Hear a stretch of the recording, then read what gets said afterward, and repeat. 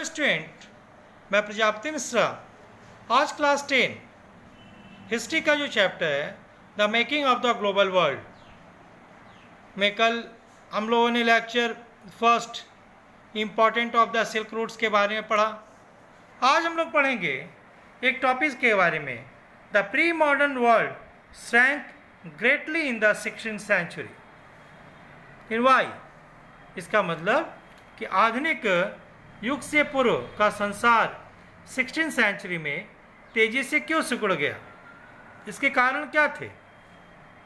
तो देखो, पहला जो कारण है उसमें है कि because the European sailors found to sea route to Asia and successfully crossed the western ocean to America. अगर हम लोग इसको हिंदी में बात करें तो हम लोग इसको बोल सकते हैं कि यूरोपियन नागरिकों ने एशिया के लिए समुद्री मार्ग का खोज किया और अमेरिका जाने के लिए पश्चिम महासागर पार कर लिया।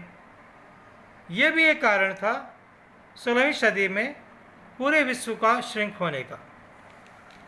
सेकेंड पॉइंट की बात अगर हम लोग करते हैं तो सेकेंड पॉइंट में हम लोग बोल सकते हैं कि the Portuguese and Spanish conquest and colonisation of America was underway the mid 16th century।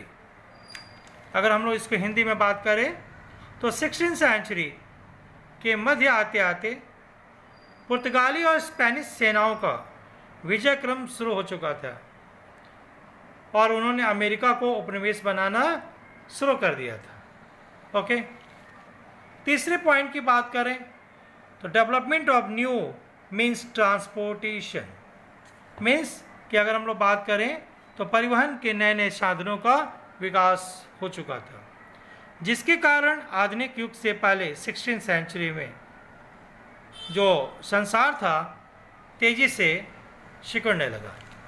Okay, अब हम लोग एक और दूसरे क्वेश्चन को देखते हैं।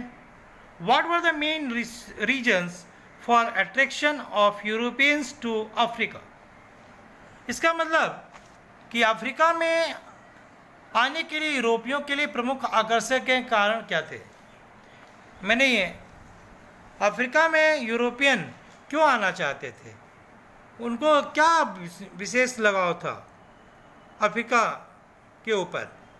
तो पहला इसके अगर हम लोग कारण को देखें तो देखते हैं Europeans were attracted to Africa in search of valuable minerals like gold, coal, silver, etc.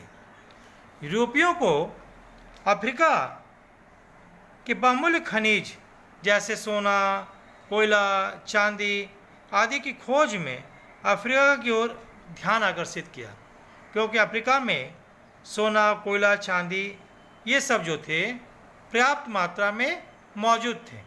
Okay, second point को देखते हैं तो they were attract to Africa due to its vast resources of land.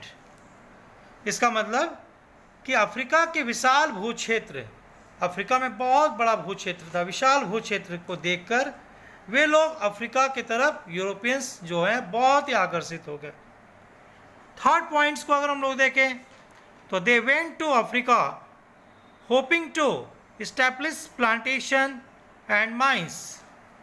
वे लोग अफ्रीका में इसलिए भी आकर्षित हुए क्योंकि अफ्रीका में बागानी खेती करने और खादानों को दोहन करना चाहते थे, इसलिए अफ्रीका में यूरोपियंस आने के लिए आकर्षित थे।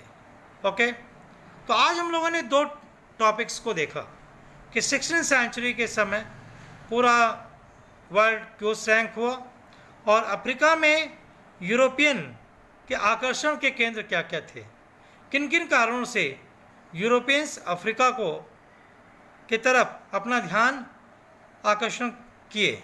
तो वो कारण मैंने अभी आपको बताया। तो ये आपको वीडियो आया अच्छा लगा होगा। Thank you, have a nice day.